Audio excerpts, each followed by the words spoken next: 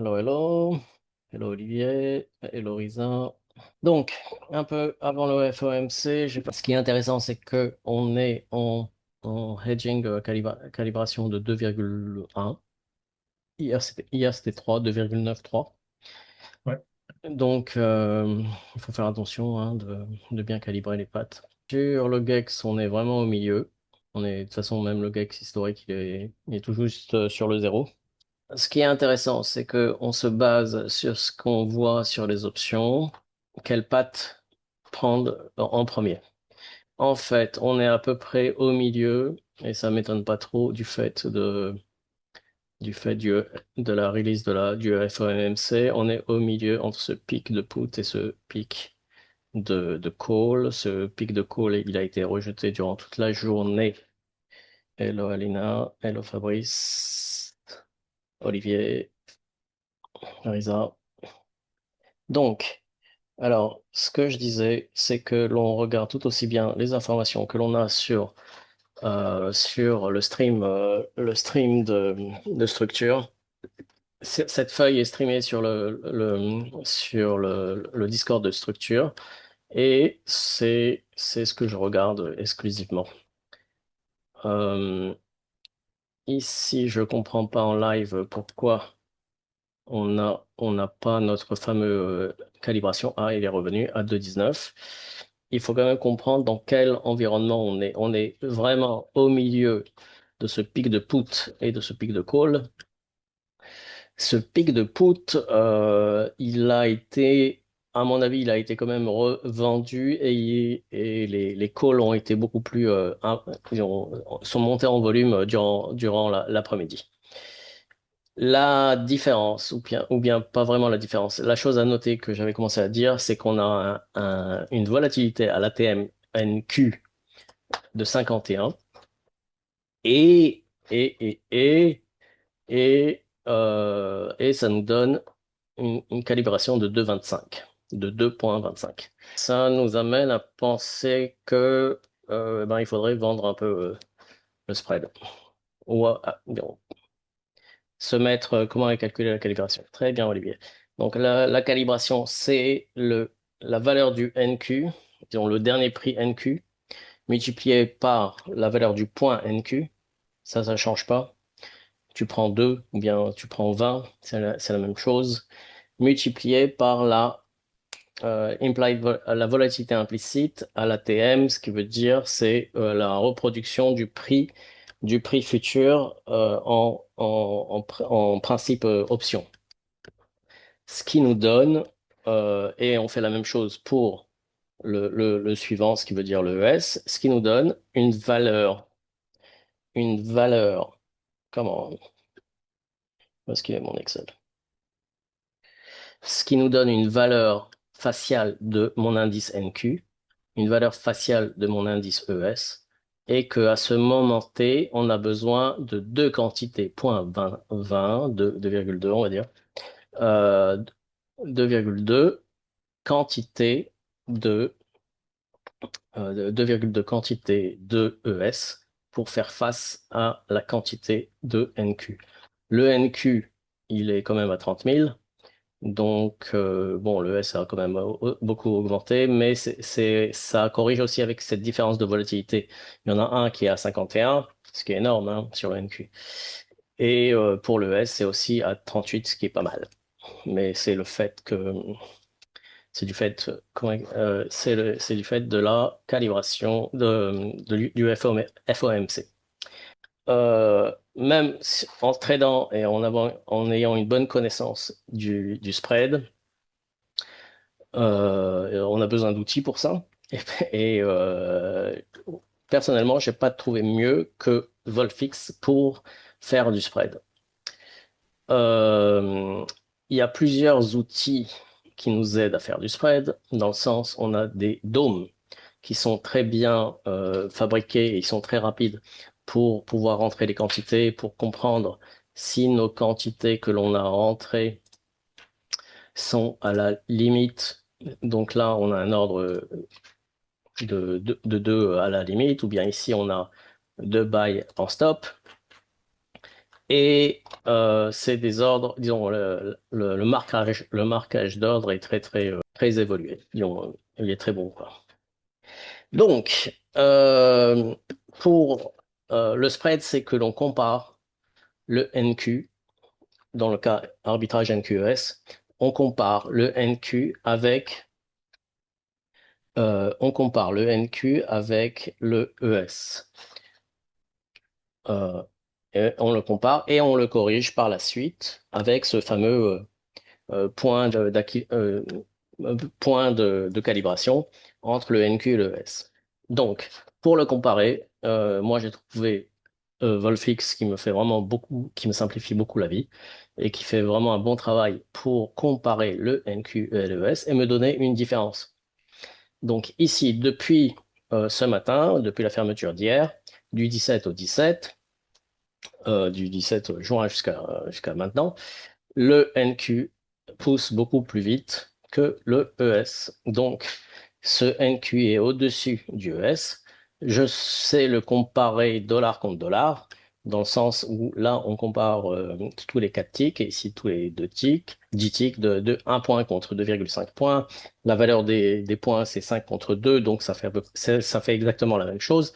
Et en fait, on vient à trader cette différence qui est la volatilité. Donc, vous tradez plus une droite, ce qui veut dire vous tradez plus la tendance la tendance d'un indice, mais vous tradez cette différence entre les deux indices et ce qui équivaut à trader cette différence de volatilité. Sur sur l'Excel, on a aussi, sur l'Excel, on a aussi cette différence entre ces deux indices dans le sens où depuis la veille, depuis la clôture de la veille, sur le Discord, on a cette différence. Donc depuis la veille, le NQ a augmenté de 0,24% et le E-mini S&P a baissé de 0,14%. Donc ce spread, cette différence est positive entre ces deux indices. Si on a eu la chance ou la présence d'esprit d'acheter le spread depuis ce matin, jusqu'à présent, on aurait été très fortement gagnant, même si le maximum de ce gain a été en fin de matinée européenne. Donc, comme on est là pour faire un trade live et vérifier comment tout ça se passe en live, on va en faire un. Et cette différence, comment calculer? Euh, Tu peux éviter les courbes bleues, rouges et vertes. Tu peux préciser. Ah, c'est bon quoi. Hop, ah. Alors, les courbes bleues, rouges et vertes. OK. Le bleu, c'est le NQ. Même ici, c'est le NQ. La verte, la verte est le spread. Je vais expliquer. La rouge est le ES. Et la verte est ce spread. Donc, quand le spread est positif, la courbe est verte. Quand le spread est positif, ce qui veut dire que le NQ pousse plus fort que le ES, le spread est positif. Si le NQ, si le ES pousse plus vite que le NQ, le spread est négatif, comme ici pendant un petit moment, juste après la clôture d'hier. Donc,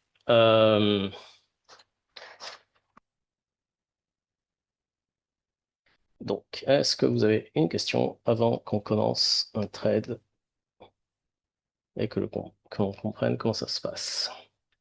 Donc, euh, on a, le spread est encore est positif et on a le choix. Quand on parle de spread positif, ça veut dire qu'on achète le NQ et on vend le S. On a le choix de commencer par soit acheter le NQ, soit vendre le S. Donc dans ce cas précis, on va quand même vendre le ES en premier et on va essayer de l'attraper un peu plus haut, quoi. Donc, NQ, MNQ, ES, MES. Donc, on sera amené à vendre 2 ES et, et prendre un NQ par la suite. Disons, à travailler la patte NQS. Ok, je vais essayer de rentrer sur le MNQ, achat MNQ. J'enlève l'ordre sur le MES. J'attends l'exécution sur le MNQ et j'irai travailler. Donc pour 7, il m'en faudrait 15.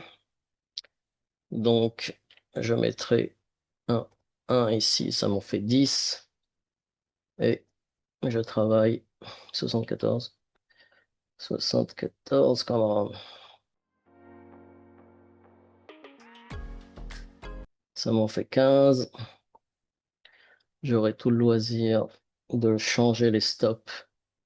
Donc, je mets une exposition sur le MNQ pour acheter le spread. Acheter le spread. Il est vert et haussier. Et, ok, c'est bon. On commence à vendre du MNQ, du MES.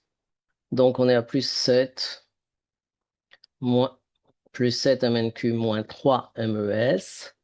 C'est pas des grosses quantités. Je continue à vendre du MES à la volatilité. Le trade est positif, hein. On est à plus 150. Si non, ça se détériore. Plus 50, 60. Euh, on va se faire. Ok. On a été stoppé sur les stops. Donc là, on est plus en hedge qu'autre chose. On se rapproche de ce fameux pic de put. Et ça se peut que l'on soit. Ok. Ce qui est bizarre, c'est que on est à moins 18. Et pour l'instant, ça ne me produit pas de profit. Plus 7, moins 18. Comment? L'exposition ici, les stops qui ont été tapés. Ici, j'ai un meilleur prix. J'ai un meilleur prix entre. J'ai un meilleur prix entre le ES que le MNQ parce que j'ai eu du MNQ à la volatilité tout en haut, quoi. Moins 20. Si. Ok. Le spread est toujours positif. Ça nous aide à gérer nos pattes. Si je suis à moins 8, s'il y a un retour de flamme, ok, je suis en positif.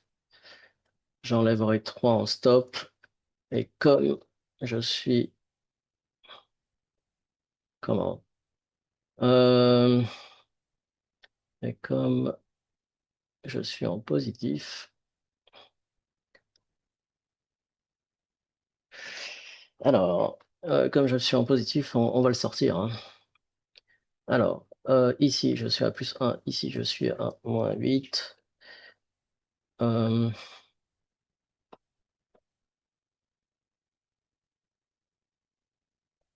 donc, je vais essayer d'attraper 52 et j'irai. Non, ça va pas le faire.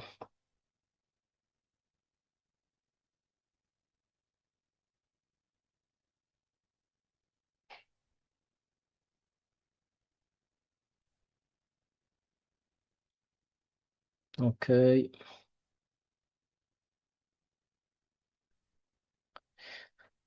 Exposition. Je suis toujours en positif. Je travaille mes pattes. Je veux gagner cette. J'ai une volatilité que je veux compenser ici en vendant du MES.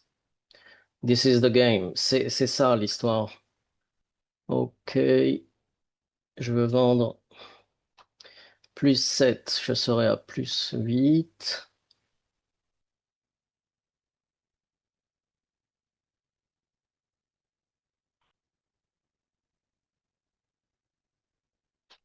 J'ai mon spread positif qui continue. Ça me donne un peu de la poussée en frontal. Moi, j'ai continué à vendre. Je suis à plus 7 moins 8. C'est pas une exposition extraordinaire, mais bon, on va continuer à vendre ici, à se protéger. Si ça baisse, j'ai ma protection. Je veux. Allez, c'est bon. On va le sortir, hein, ce truc.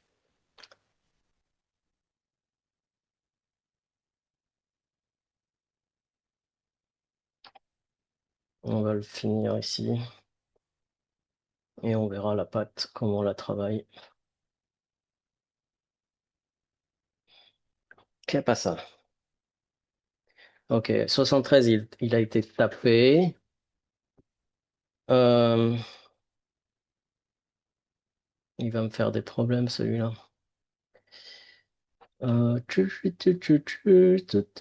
Non, non. Ok. Mon spread est toujours positif. Ça vient dans mon sens, ce qui est très bien. Et je pourrais fermer toutes les pattes sans trop de problèmes. Celui-là a été attrapé. Il y a pas le choix, hein. On va le finir à 99. Et on fera un trade out. All out. Come on, come on.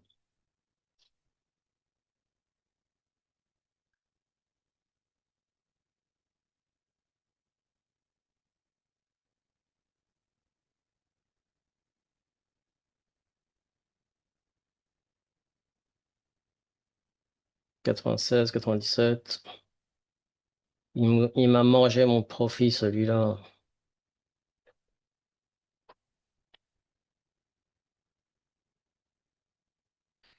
Hum, hum. Donc, je vérifie quand même l'Open PNL hein, pour pas le sortir en mauvaise posture. Je vais l'enlever ici manuellement. C'est celui-là qui me fait le plus de mal.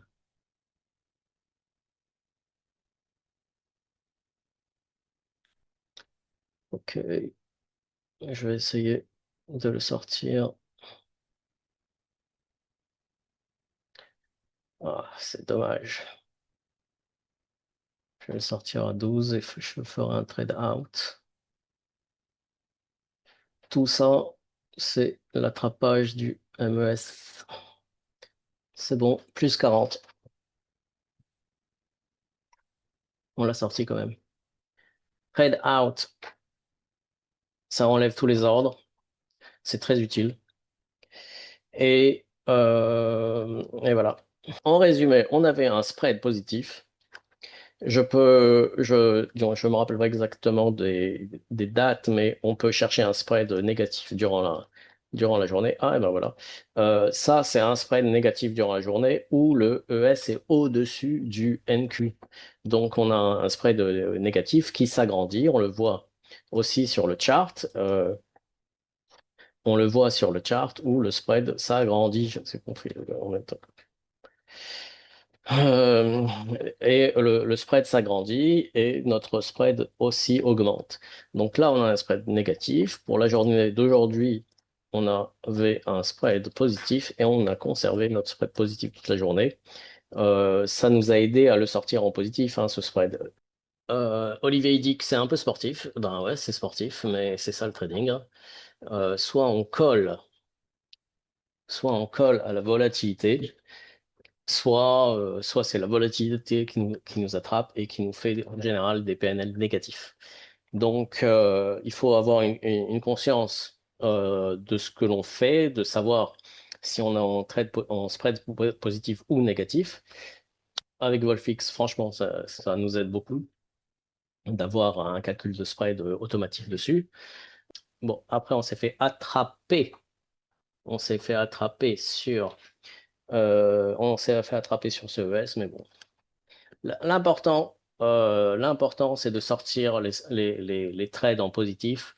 On aura toujours un joli trade dans la journée et qui nous fera un joli profit.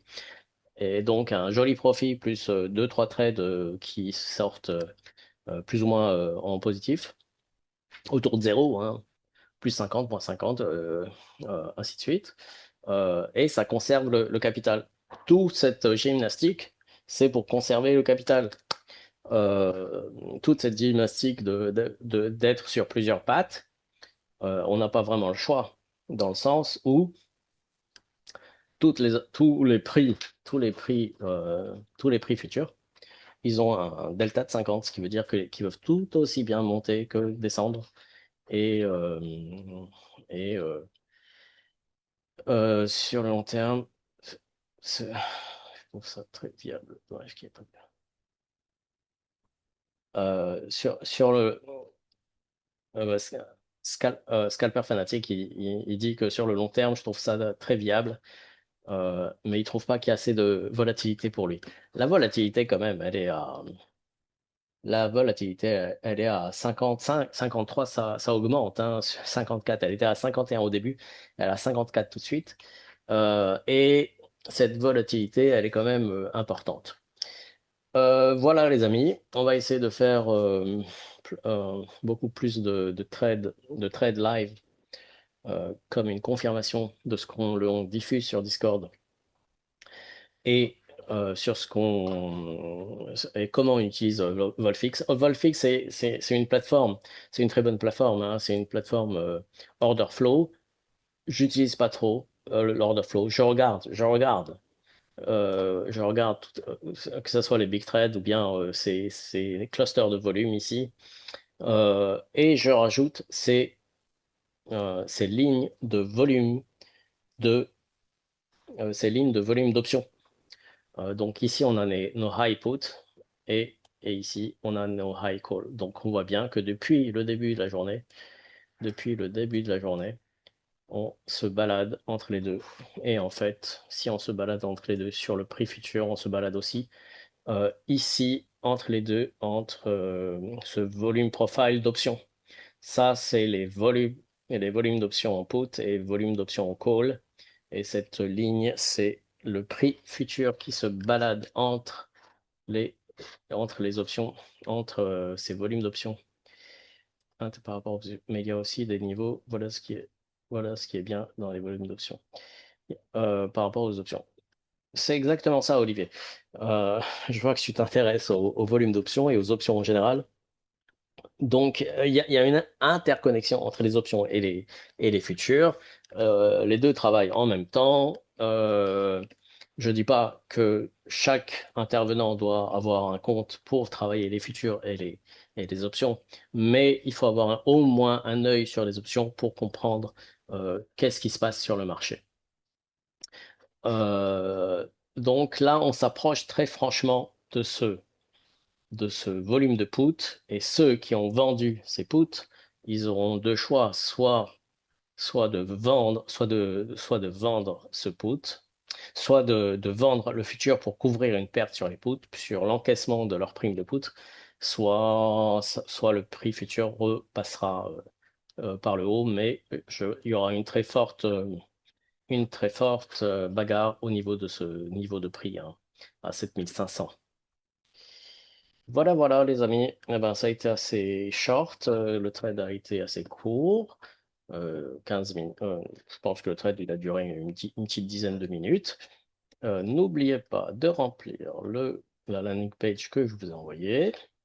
Ben, la prochaine, on fera un nouveau trade avec toutes ces lumières, toutes ces petites bougies qui donnent une vue différente, une vue complémentaire de ce que l'on voit sur les marchés. Ce qui m'inquiète sur la poursuite de la hausse, c'est que le GEX, il n'arrête pas de baisser. Brice, merci. Ben, c'est moi qui vous remercie d'être là et d'être resté jusqu'à la fin. Je ne sais pas comment on peut vous joindre, dame. Ou sinon, sur le site, il y a la page contact.